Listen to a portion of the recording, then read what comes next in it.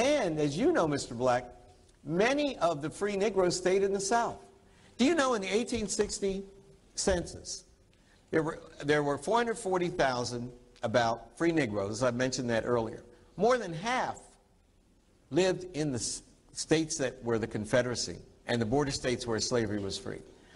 And they stayed there, ladies and gentlemen, unmolested, including my family in eastern West Virginia.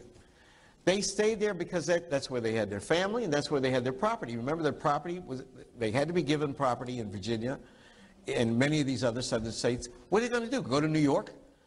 Live in Harlem? Hang out and listen to jazz with Dizzy, Charlie Parker? They stayed where they were raised.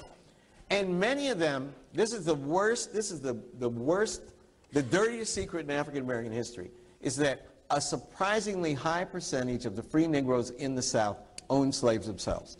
And some of them owned, we explain it away by saying, oh, but they only own their mother, or they only own, yeah, they own their mother, they own their sister, they own their wife, and they own some other workers too.